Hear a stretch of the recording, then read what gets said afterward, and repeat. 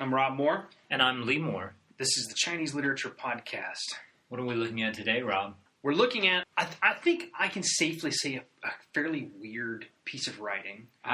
Safe. I think we talk about a lot of weird writing on here, actually.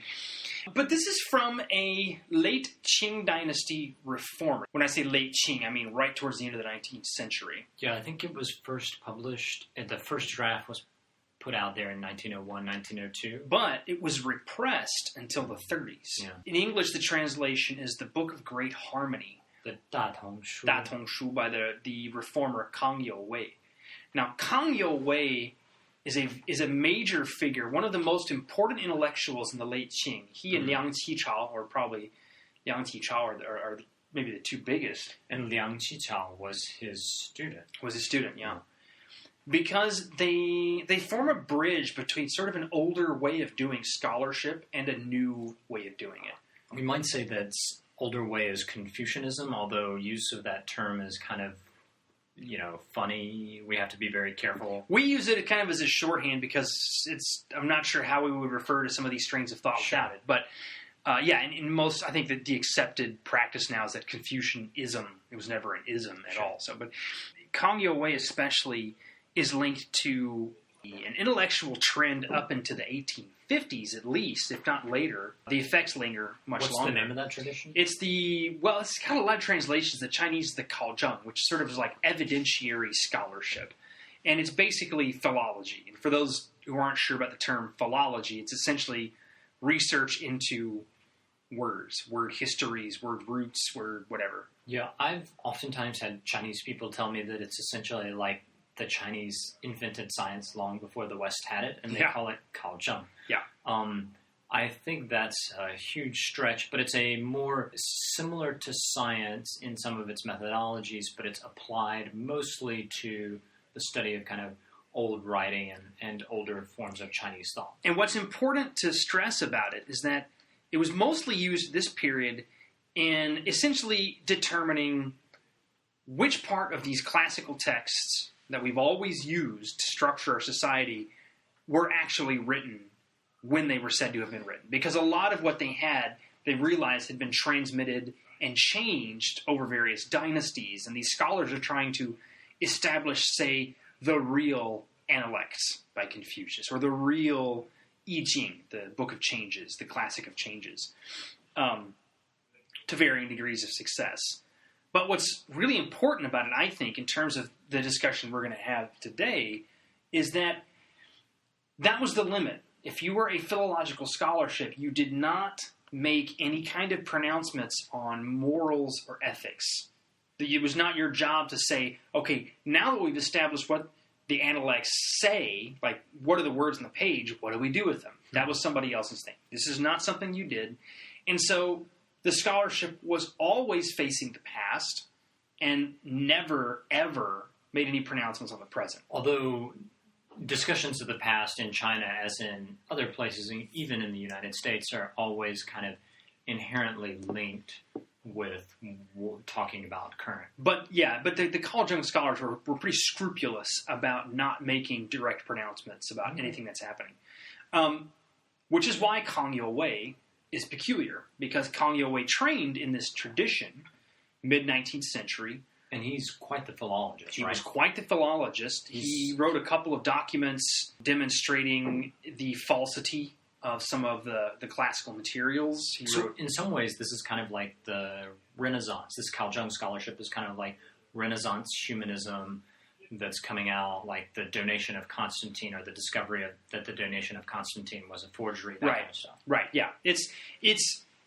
We can't say we have this text unless we can guarantee ourselves that we know exactly where it came from and everything else to do with it, right? Mm. Where Kang Youwei steps in and does something a little different is he does write in this tradition, but he begins to be a lot more concerned with what's going on in China at that present time. Now, when he's making this transition, of course, would have been roughly the time of the Opium Wars, in which major Western powers dominate China, essentially. Dominate trade, open treaty ports, etc. And so Kang Youwei begins thinking, okay, look, it isn't that Chinese culture's bankrupt or anything. We actually have the stuff we need. We're just not using it in a way that's actually going to help us. And this Da Tong Shu, it's just called Great Unity, Da Tong. Right. You have something? Yeah, I mean, we should first point out that the word Da Tong, Great Unity, is itself coming out of Confucius. It's coming out of Confucius, yeah. And it's kind of like great unity, but also kind of implies kind of peace and harmonious relationships, all that kind of stuff, right? Mm-hmm. Yeah. And so he's using a concept originally from Confucius, and he's essentially applying it to world history, from the beginning of time to the end of time. And the single unifying force in all of this history is Ren, R-E-N. But this is a different Ren. There's two different pronouncements of Ren. One is like a person, but this Ren means closer to something like benevolence, compassion, humaneness. Although sometimes I've heard it translated confusingly as personhood. Yeah, it's a really hard one to translate. It is, yeah. It does have the radical, the part of the word for person in it. So it's the combination of the word person and the word to. So there's this kind of what it means to be in society and like how society functions. It's almost like if we could take Star Wars lingo. Of course, it would be the Force. It would be the Force. It would be the thing that the thing that unites all things. And yet, and this is the debate when we read Kang Youwei, read this book. He takes it a good bit further. It's not just a quality that good people have, like good members of society have in practice. Mm-hmm. In Kang Youwei's writing, he's bringing in elements of European science and psychology, Japanese scholarship, and so in the Da Tong Shu, his book, this Ren is literally a force. He actually compares it to electricity. It grounds everything. And this is way more radical than the word had ever been positioned before. It also opens up the book because now you're not writing about this one Confucian concept. This is now true for all things, all of reality, everywhere. If I could jump in here with another comparison to Western literature. Yes. It's kind of similar to Dante's discussion of love, in that it's this force that unites all people that comes out of, and it has both positive and I would say there are some, the lack of love and the lack of Ren would be quite a negative thing, but it's a force. Yeah. Now, he does not go into a lot of detail about this. That it's a force is not the main idea of his work. Tell us a little bit about this text and what is its main point. So the main point is it's a world history, and it's essentially a utopia. It's absolutely it. It's very much utopian. In this scheme, there's three periods of history. There's the age of disorder, the age of order, and the age of great peace. And the age of great peace for Kang Youwei is one where this Ren reigns supreme. Everything is harmonious. Everything is in order. Now, what's really weird about his scheme of world history is that in his scheme, this era of great peace, this age of great peace, will have essentially none of the institutions or basic norms of society or even nature we would think of. So, sort of, right? Sort of, but explain what you mean. One of the interesting things is he explains how life will be handled, how the life cycle will be handled. And he has kind of women going into these essentially birthing centers, and you give birth. Women don't have a choice of whether or not they can give birth. That's their job. Abortion is very illegal, and it's the greatest crime in Da Tong Shu. But women are, supposed to be treated well. They're kind of like kept. Nice music is being played for them constantly. Not music, but No, it's essentially music. That's actually probably. Okay. I don't know. This sounds more like hell than utopia, but Kenny G. Worse. Anyway, so, women have babies, and then the babies are sort of taken away from them. Family is completely eliminated in the Da Tong Shu. So in that sense, it's quite radical. These babies are just taken into institutions. But the final stage of life it's essentially like a mourning stage. It's like those who have enjoyed the great unity, like send-off, or something like that, which is very kind of Chinese ritualistic mourning, emphasis on mourning. It seems very strange to us that you have to have this whole separate stage of mourning, but it makes sense if you're talking about a Chinese writer who has been trained in Confucian pedagogy. And the example that Lee gives here, which is one section of the book, where life is essentially scripted out, is important because he uses this example of how life actually works for each being as an analog for the way all of society, all of the world should function. And when you say all of the world, we should mention it's the world. All of the world. So what's eliminated here in this book? Everything is eliminated. I'm going to read a translation of it, which we'll try to post the bibliographical information in case you want to read it. But in the great commonality, which is his term for, Datong, the great unity, there will be no states. There will be no rulers. There will be no cases of opposing the superior and creating rebellion. There will be no husbands and wives, and so there will be no fighting over sexual desire, no provisions against sexual immorality, etc., etc. There will be no family relationships, and so there will be no need to support, no compulsion to do the right thing. There will be no nobility. There will be no private property. There will be no burial of the dead. There will be no customs barriers. There will be no class divisions. And towards the end, he even says there will not even be species divisions. Homo sapiens will no longer be a thing. We will simply think of ourselves as part of nature. One of the things that I found most disturbing that he's eliminating is all black and brown people. He does actually use those terms. Yeah, and he's going to, China at this time, like much of the rest of the world, is thinking a lot about eugenics. And this book is no exception. There, I think over a period of 1,000 years, black and brown people will essentially be bred out of existence. Right. That's his. Either one of the questions in relation to this is the degree to which he is saying that this should be something that all of us consciously participate in doing, or whether this force, will simply guarantee it's going to happen one way or the other. This is a discussion actually that comes up because Kang Youwei writes this book as a utopia. So this is, we have the past, the present, and the future. This will be the end of all things, this era. We're going here. There's no way we're not going to go here, right? But if you have a utopia, a thing that's inevitable, why would you then push for any kind of active reform? Because it's inevitable, right? This is one of the things that when Karl Marx and Mikhail Bakunin debate in the 19th century, Bakunin, who was an anarchist, that's one of the things he says. As long as you have this great inevitable process, so why should any of us actually participate in it? But Kang Youwei actually plans out and executes a political reform movement, the 100 Days Reform. Right, but so that reform happened and it was unsuccessful. It was unsuccessful. He has been writing the Datong Shu for some period. He's been working on ideas in it long before that reform, which occurred in 1898. Right. As the name 100 Days Reform suggests, these reforms didn't last long, and that wasn't because they were so awesome and successful that everybody immediately adopted them, right, Rob? No, it was not. It was not particularly well thought out. Although what's funny about it is that so Kang didn't push for the era of great peace. He essentially said, look, China's kind of backward. We're really kind of still in somewhere in between the age of disorder and the age of order. So what we kind of need to shoot for is actually just the middle stage. That needs to be our goal, because most of the Western powers, they're kind of already there. Like a Republican style of government clearly puts you into the next stage and beyond.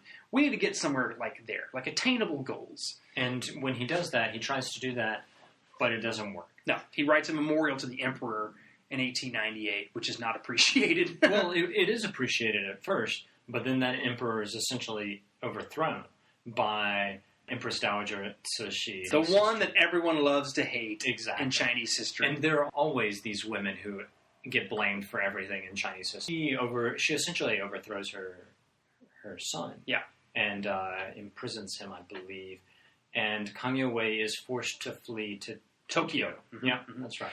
Which brings up another interesting discussion, because when we talk about reform, political reform in China, we have to talk about Japan. Today, Japan and China have this sort of on the table, we really don't like each other, we're historical enemies thing. Under the table, we're going to kind of sell each other a lot of stuff and all that. But in the turn of the 20th century, from 19th to 20th, most, if not all, reformers, scholars, intellectuals who knew anything about the outside world either studied in Japan or got stuff from Japan. Almost all of them studied in Japan. Almost all of them actually physically were in Japan. And, I mean, Japan provides this kind of refuge because the Qing dynasty government is very resistant to change, as this 100 Days Reform thing suggests. I mean, after 100 days, they essentially tried to capture and kill everyone who was involved in the reform. Right. So Japan, you're right, played this crucial role as this refuge for people who were thinking through things, thinking how is China going to change. Mm-hmm. They could live there and not be killed. Sun Yat-sen, for some period, was in Liang Japan. Qichao and Kang Youwei actually put out a journal there together. And we've mentioned people like Lu Xun, who is a later figure, a contemporary of theirs. But although actually was in Japan at roughly the same time. He was translating literature and I believe preparing for his medical studies. But he's much younger. Yeah, he's a much younger figure, but he was there at roughly the same time, 1902.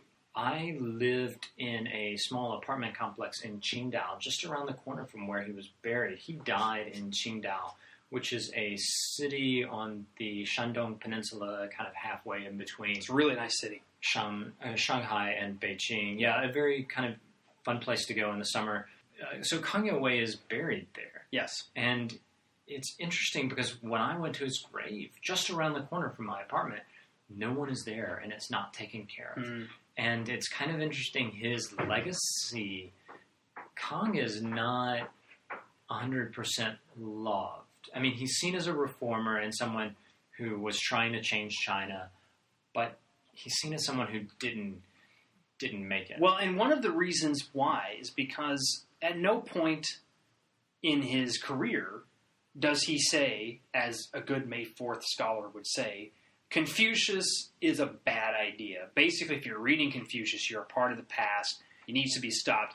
And Kang Youwei, but in what makes him disagreeable to May 4th scholars, but really interesting to everybody else is, he's using Confucius and several Confucian concepts to ground his thought, but he's doing them in such a progressive and bizarre way that in some ways he exceeds any of the modernizing projects of the May 4th writers. In Da Tong Shu, I believe, he explicitly says, I am Chinese, therefore I choose Confucius. Yeah. So he's very much wedding this concept of Chineseness with Confucianism. Mm-hmm. But he is definitely also jettisoning a lot of other things that I think his readers would have thought of as Chinese, like the family. What does Confucianism mean if without the family is eliminated?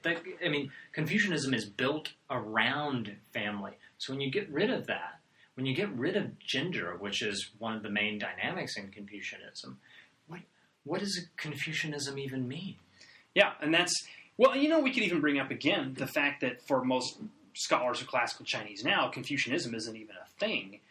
And this perhaps points out one of the reasons why, is because this is someone who's trained in it and is advocating stuff that the rest of us, if we were to read some of Confucius, would go, what in the world does this have to do with Confucius? But this is someone who's taking a lot of different concepts, throwing them together in one book, throwing things together that just shouldn't go together. Stuff that is contradictory. Yes. I mean, that's, I guess for me, the takeaway is how much writing a utopia is about writing around the contradictions that are inevitable, that you have to, kind of bump into, and how do you think through them? Because there are points where he says gender is going to be eliminated, women and men are going to wear the exact same clothes, but then like I mentioned, he has that concept where he's forcing women into these birthing institutions, and they're having to listen to that music. I mean, which is the worst part of the deal, really, when you think about it. He presents it as a pleasant thing, but certainly we can say that space is gendered. I mean, everything in your life is revolving around women giving birth to kids. Yeah, exactly. It's not at all. I mean, he doesn't really kind of resolve these conflicts. He doesn't, and we're not reading something like Kant's Critique of Pure Reason, which is this meticulously thought out thing that took him like 25 years to write. This is complicated because Kang is trying to work between a number of different intellectual traditions at the same time. To me, this is one of the reasons it's valuable, because this is the last period in Chinese history when you have serious scholars trying to make very traditional Chinese thinking work with very non-traditional European and American philosophy and science. Kang is arguing, look, this Confucian concept, Ren, it's like electricity. It's like ether. It's like a lot of these things that you see in Western philosophy, and therefore is worth constructing an entire edifice of thought on. Now, of course, when you go back and read the whole thing again, it doesn't hold up. But it's such a fascinating attempt to do this. And there is a writer, sort of a compiler, translator of classical Chinese philosophy named Wing-Sit Chan. And for him, Kang Youwei is the last Confucian philosopher. This is the last person to really add something new to the commentaries on Confucius. And it is this concept of Ren as a force behind all things in nature and the world. Nothing like it had ever been done before, and there had never been anything written before about the future. Like, we know, because of Ren, what the future is going to be like. This is not something that existed before. I was thinking about how to wrap this up. What do you think Kang Youwei's legacy is? I mean, if his grave has essentially been abandoned and allowed to grow semi-wild in the middle of this major Chinese city, what legacy does Kang Youwei have? You know, if you study the mainland, like, you know, if I were to talk to some of my old professors at Nankai, they could probably tell me a lot about Kang Youwei. But it's only been recently that mainland Chinese scholars, have been open to the idea that the late Qing actually wasn't a complete cesspool, because that was a traditional configuration. When you say traditional configuration, you're talking about the state-sponsored, the orthodox, exactly. orthodox communist reading. The way you're supposed to read it is that the late Qing was this kind of period of deadness, and just corruption, and no one knew what they were doing, and people were weak and cowardly and letting foreign powers walk all over them. And then the May 4th kicked the doors open, brought in the fresh air, and everything started to change. The problem being that when you actually read the sources, there was a ton of stuff happening in the late Qing. And it's only been recently in modern China this is coming about. So I would say right now, Kang Youwei's stock is still pretty low. But if things continue to shift, and they may not, but if they continue to shift in at least Chinese academics, I think you'll see a greater appreciation of Kang Youwei. I don't think he'll ever be a popular figure.